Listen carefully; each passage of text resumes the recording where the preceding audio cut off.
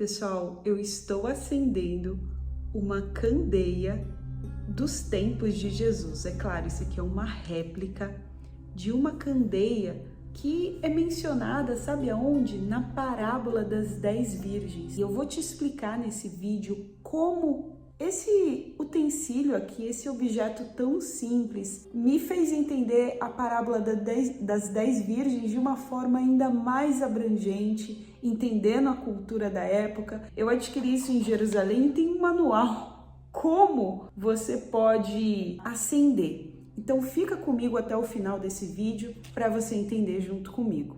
Então, antes de tudo, Shalom! Shalom Talmidim, Shalom Haverim, olá, amigos, alunos do Cultura Israel. Falando de Shalom, você sabe que Shalom significa paz e tá aqui escrito na minha mão essa palavra em hebraico. A palavra Shalom, ela é uma palavra do hebraico bíblico e do hebraico moderno. Nós do Cultura Israel desenvolvemos essa palavra em forma de um porta-chaves para você colocar na sua casa, no seu negócio, pendurar as chaves, porque a palavra Shalom, ela é muito mais do que paz. Ela abrange fé, prosperidade, amor, alegria. Ela é uma plenitude de espírito, ou seja, quando você está completo. Shalom ou Shalem, que você está realmente pleno. Essa palavra, ela é desde os tempos bíblicos, por isso que ela é encontrada na Tanakh, na Bíblia hebraica. E se você quiser adquirir, eu vou deixar um link aqui na descrição desse vídeo ou no primeiro comentário fixado. Você clica,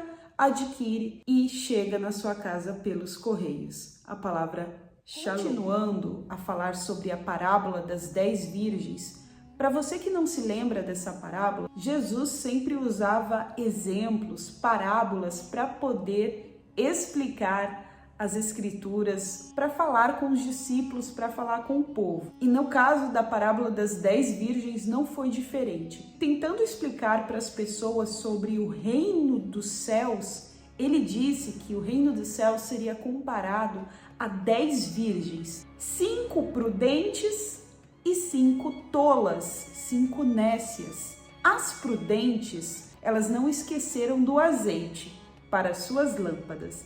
E as nécias, as tolas, elas esqueceram do azeite e ficaram no escuro. Quando o noivo chegou, elas ficaram de fora do banquete. Aqui não se trata de uma poligamia, onde um noivo se casa com várias mulheres, mas Jesus usa um típico costume judaico para poder despertar a atenção das pessoas, para que cada um analisasse o seu estado espiritual. Naquela época, o costume era o seguinte: a noiva tinha suas acompanhantes, damas virgens como ela. E essas damas, cada uma tinha sua lamparina, uma lamparina exatamente como essa, feita de barro, algo rústico, cheio de azeite. O azeite era necessário para que o fogo se mantesse aceso. Quando era anunciado a chegada do noivo, que é exatamente o que é contado na parábola, ouviu-se um grito: "Eis o noivo! Saiam ao seu encontro!" Ou seja, vai começar o cortejo, ou seja,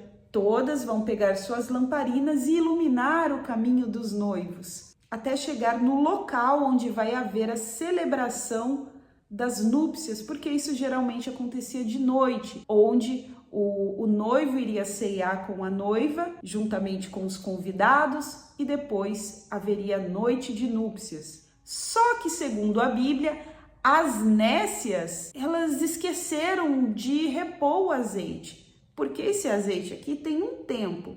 E agora você vai entender ainda melhor com esse manual aqui que eu tenho.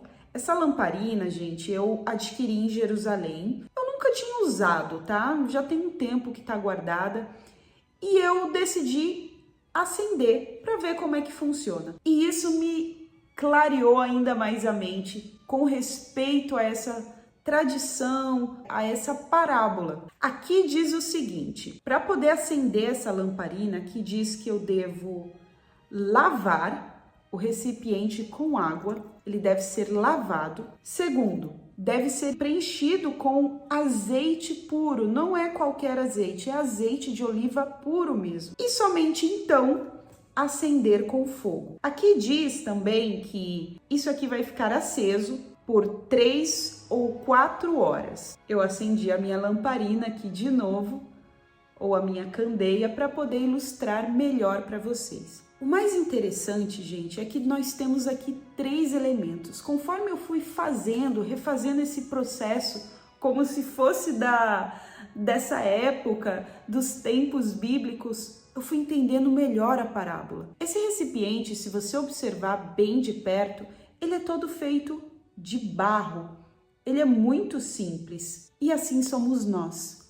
Simples, feitos de barro e frágeis, porque se eu derrubo isso aqui quebra, isso é barro, simplesmente barro. Mas antes de colocar azeite aqui dentro e acender o fogo, eu tive que lavar. Tá na instrução que deve ser lavado o recipiente. A água, ela simboliza o que? A palavra de Deus, que nos lava, que nos purifica para poder receber o azeite, que é a combustão, né? A combustão é o fogo do Espírito de Deus dentro de nós. Um recipiente assim, tão simples, tão frágil, consegue suportar o fogo, que é tão mais forte, tão mais poderoso do que o próprio recipiente, não é mesmo? Esse recipiente aqui, gente, simboliza a nós mesmos, que somos frágeis, mas podemos sim ter algo poderoso dentro de nós. Tesouro dentro de um vaso de barro. Podemos entender também a água que é usado para lavar esse recipiente que é novo como o batismo, simbolizando aí um arrependimento antes de receber algo tão puro como fogo, tão precioso. Eu estava lendo aqui o manual e diz que esse recipiente deve ser preenchido com azeite cada 3 ou 4 horas. Ou seja, se eu não vigiar, se eu não prestar atenção, o que vai acontecer? O fogo vai se apagar porque vai faltar azeite e eu vou ficar o quê? No escuro.